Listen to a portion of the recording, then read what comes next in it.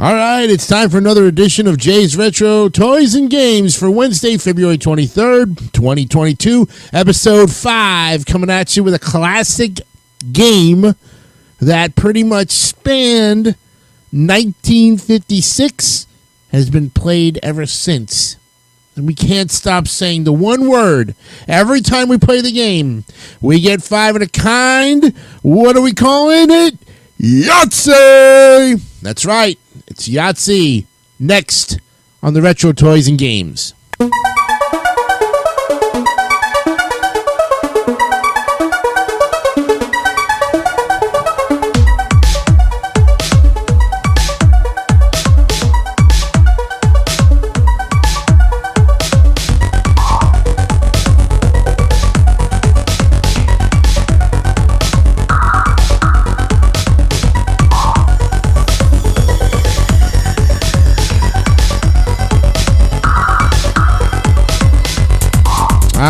Welcome everybody to the show this evening. Hope you're having a great Wednesday. It's Hump Day, February 23rd, 2022, here on this edition of the Retro Toys and Games. And I am your host, Jason DeCanio, ready for another edition. Tonight we're going to be looking at the game that everybody has played. And if you've never played it, you don't know what you're missing. We're looking at the game that can be played by yourself or with a group of people, and has been played since 1956. So now, here it is, 2022. We're looking at a game that's been played over 66 years and is still one of the very most popular games ever. Can be played by children, can be played by adults, 8 and up. If you can add, and if you can roll the dice, you can play Yahtzee. And you know, it's a dice game. It's made by Milton Bradley. It's a company that has been since acquired and assimilated by Hasbro. It was first marketed under the name of Yahtzee by game entrepreneur Edwin S. Lowe in 1956. The game is a development of earlier dice games such as Poker Dice, Yacht, and Generala. General. Is that what they... Wait a minute. Generala. Oh my God. Wow. It is also similar to Yahtzee, which is popular in Scandinavia. So Generala. Wow. The object of the game is to score points by rolling 5 dice to make certain combinations. The dice can be rolled up to 3 times in a turn to try to make various scoring combinations, and dice must remain in the box. A game consists of 13 rounds. After each round, the player chooses which scoring category is to be used for that round. Once a category has been used in the game, it cannot be used again. The scoring categories have varying point values, some of which are fixed, and others for which the score depends on the value of the dice. A Yahtzee is, of course, 5 of a kind, scores 50 points, the highest of any category. The winner is the player who scores the most points. Pretty simple, right? We all know the rules, and there are, of course, variations. It was marketed by the E.S. Lowe Company from 1956 until 1973. Then in 73, Milton Bradley Company purchased the E.S. Lowe Company and assumed the rights to produce and sell Yahtzee. During Lowe's ownership, over 40 million Yahtzee games were sold worldwide. According to the current owner, Hasbro, 50 million Yahtzee games are sold each year. A classic edition is currently being marketed by Winning Moves Games USA. Now let's look at the history, and this is where it really gets juicy. So the overall concept of Yahtzee traces its roots to a number of traditional dice games. Among these are the games of Generala, the German game of Niffle, and the English games of Poker Dice and Cheerio. The most important predecessor of Yahtzee is the dice game Yacht, which is an English cousin of Generala and dates back to at least 1938. Wood classifies Yacht and a similar 3-dice game called Crag as sequence dice games. Yahtzee is similar to Yacht in both name and content, and although Yahtzee is clearly derived from Yacht, it differed from it in a number of significant ways. First, it introduced the upper section bonus. It included the 3-of-a-kind category. And in Yacht, both straights are a sequence of 5s. That's the big straight is 2, 3, 4, 5, 6. The little straight is 1, 2, 3, 4, 5. Yahtzee introduced a sequence of 4 straight, the small straight. It introduced Yahtzee bonuses and the Joker rule. And there was also a number of scoring differences. The present-day commercial Yahtzee began when toy and game entrepreneur Edwin S. Lowe filed Yahtzee as a trademark with the U.S. Patent Office on April 19th, 1956. So it's going to turn 67 years old this year. Or will be 66, actually. The first commercial usage of the name Yahtzee was a few weeks earlier on April 3rd. Lowe classified his product as a poker dice game. Lowe is also responsible for introducing bingo to the U.S. market. So according to Hasbro, the game was invented by an anonymous Canadian couple who called it the yacht game because they played it on their yacht with their friends. Later, they asked Lowe if he could make up some sets to be given as gifts to their friends who enjoyed the game. Lowe perceived the possibility of marketing the game and acquired the rights to the game from the couple in exchange for 1,000 gift sets. This story is expanded by Lowe in the 1973 book, A Toy is Born by Marvin Kaye. According to Lowe, the game did not initially do well commercially since the rules and appeal were not easily conveyed in an advertisement. Eventually, he had the idea of organizing Yahtzee parties at which people could play the game and thereby gain a first-hand appreciation of it. The idea was successful, and enthusiasts quickly popularized the game through word of mouth. The E.S. Lowe Company sold Yahtzee from 1956 to 1973. During Lowe's ownership, a number of changes were made to the game's packaging, contents, and appearance.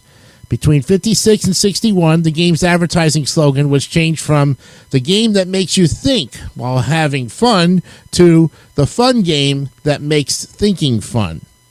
Now, the game and its contents were copyrighted by Lowe in 56, 61, 67, and 72. And then in 73, Milton Bradley purchased the E.S. Lowe Company and assumed the rights to produce and sell Yahtzee.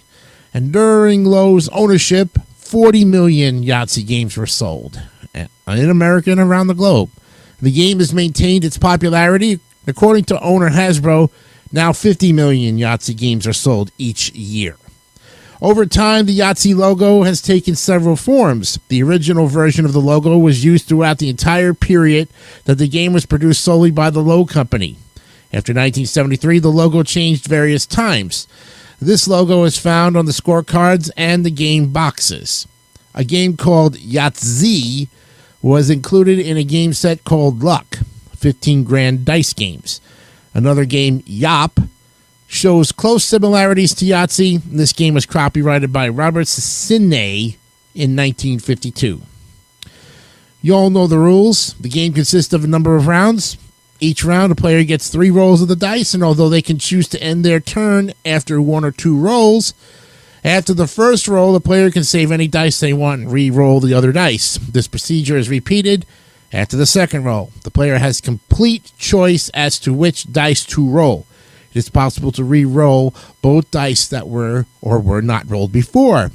The Yahtzee scorecard contains 13 different category boxes, and in each round, after the third roll, the player must choose one of these categories. The score entered in the box depends on how well the 5 dice match the scoring rule for the category. Details of the scoring rules for each category are given below, and as an example, one of the categories is called 3-of-a-kind.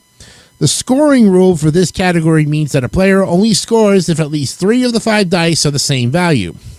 We all know that. Or we think we know that. The game is completed after 13 rounds by each player, with each of the 13 boxes filled. The total score is calculated by summing all 13 boxes together with any bonuses. The Yahtzee scorecard contains 13 scoring boxes divided into upper and lower sections.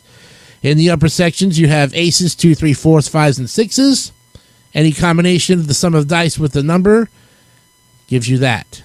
Okay, if a player scores a total of 63 or more points in these 6 boxes, you get the 35 bonus points, as you probably know.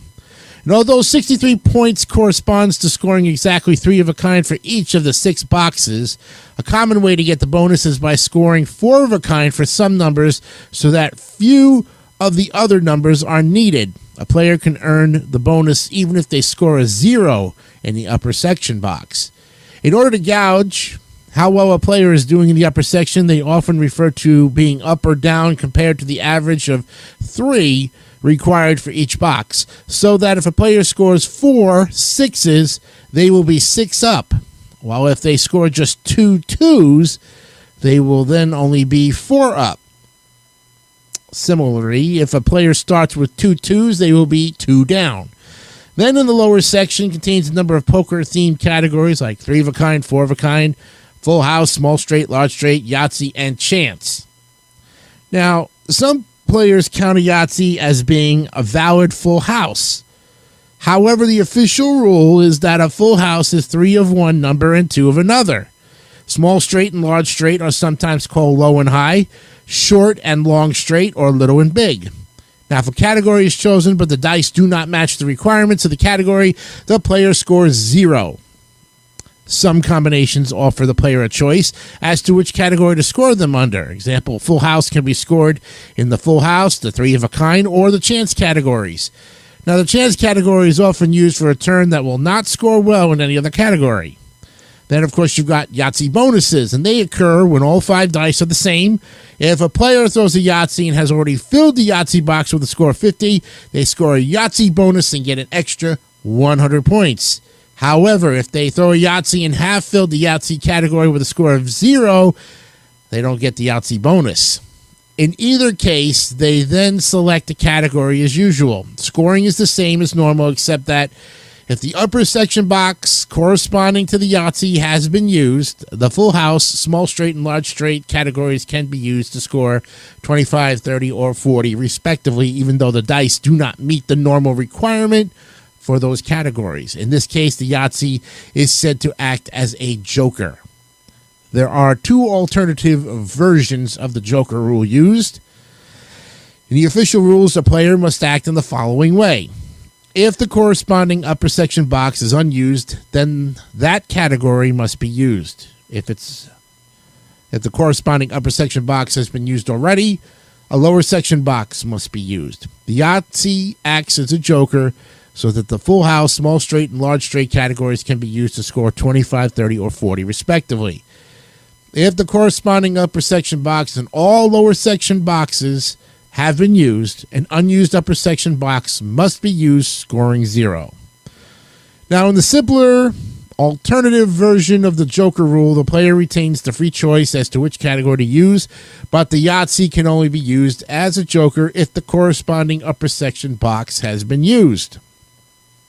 The corresponding upper section box is unused. The Yahtzee would score 0 if the full house, small straight, or large straight categories were chosen. The original game rules, released in '56, contain a difference from the above rules. The booklet stated that additional Yahtzees must be used as jokers in the lower section and did not allow for their use in the upper section. This rule was changed when the game was recopyrighted in 1961. The winner is the player, of course, with the highest total. The rules do not specify what happens in the event of a tie. I don't think they never did. And then, of course, we got strategies, which are the probability of completing a Yahtzee. Depends on whether a particular Yahtzee is required or any Yahtzee. Any Yahtzee, they give percentages. And then there's final rounds. It tells you all about 3s of a kind, 4 of a kind, full house, small straight, chance, and the optimal strategy. And then if you scroll down, it'll tell you all that more about strategies and probability, which is a big thing of this dice game. Here are some other extreme scores. The highest possible score is 1,575. And involves throwing 13 Yahtzees, scoring 12 Yahtzee bonuses of 100 points each, as well as 375 in the other categories. The 375 is achieved by scoring 5 aces, 5 2s, 5 3s, 5 4s, 5 5s, and 5 6s. The upper section bonus 35. 5 sixes scored a 3 of a kind, 30. 5 sixes scored as a 4 of a kind, 30. A full house, a small straight, a large, and a Yahtzee. And 5 sixes scored as chance. The score of 1575 requires using the Joker rules for the full house, small straight, and large straight categories. And in order to score that score, the player must throw 13 successive Yahtzees. And the probability of getting a Yahtzee is 4.60.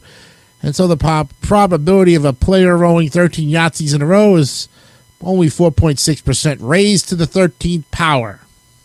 The probability of scoring 1575 is less than this, since to score the maximum, one would need at least one of each number to fill the upper section, and a further 3 6 Yahtzees to score 30 in the 3 of a kind, 4 of a kind, and chance categories. In about 18% of Yahtzees, the player has some choice over the dice to keep. This most frequently happens when a player rolls 2 pairs, and this means that a player can slightly increase the chance of getting a 6 Yahtzee without reducing the chance of getting a Yahtzee. In normal gameplay, the probability of scoring 1,575 points is considerably less. Using the strategy that maximizes the average score, the probability of scoring 1,575 is a mathematical equation, 1.38 times 10 to the negative 20th power. Woohoo! And the highest possible score without a Yahtzee bonus is 351, which is achieved with scoring a 5 of a kind as a Yahtzee, 84 in the upper section, and 29 in each of the 3 of a kind, 4 of a kind, and chance.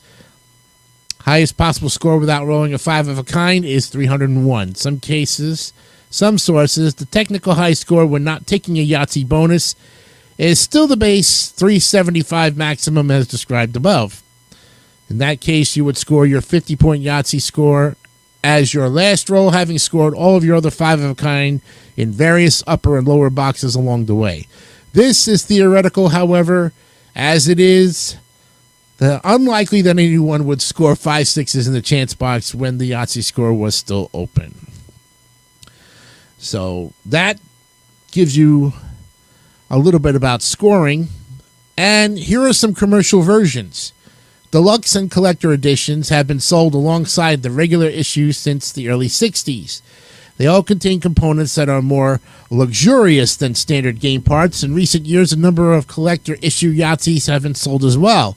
Some of these collector issues have dice that replace the pips with certain symbols connected to a theme, but still correspond to the numbers 1 to 6. Then, of course, you have Travel Yahtzee, and since the 70s, Travel Yahtzee has been sold in various forms as part of Milton Bradley's line of travel games. In the past, the travel form of Yahtzee was composed of the 5 dice contained in a special apparatus. Rolling the dice is initiated by turning the apparatus over, running it on one hand, and turning it upright to see the faces of the dice. Dice to be saved for the next roll are locked by snapping the reverse of the apparatus. Currently, a zip-up cloth deluxe folio edition is sold. It consists of the set of dice, the cup, scorecards, and a tray for the dice to roll on, which includes a holder for the dice to be saved for the next roll. The cup has an oblong lip for easy storage. In addition to the game folio, Hasbro has released Yahtzee to Go. It comes with a dice cup that stores the dice and contents. This is similar to the original Travel Yahtzee, only without the apparatus. There also exists a red circular travel edition, which includes the dice and scorecards, as well as the collapsible cup and detachable dice holder. There are also miniature versions of the game sold in sets contained either in cups that act as keychains or in specially shaped pens by the company Stylus. There's some electronic versions. You can go to Hasbro Interactive.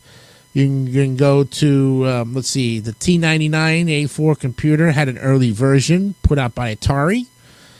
There's an LCD version, a cell phone version called Yahtzee Deluxe. There was game shows produced that had to do with it, 1975 spin-off and 1988 syndicated Yahtzee. There was ones for the Xbox. There's online versions. And there's other games related to it. And there you have it. A look at the history of Yahtzee in all of its glory. There it is, folks. You got it.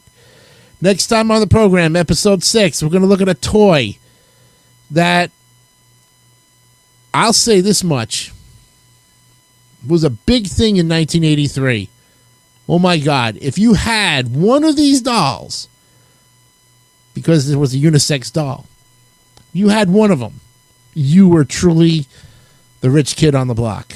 We'll look at the 1983 edition of a toy that spanned the globe and gave boys and girls around the world a chance to be mums and dads all over again. Cabbage Patch Kids. Next time on episode 6 of Jay's Retro Toys and Games. I'm Jason Icanio.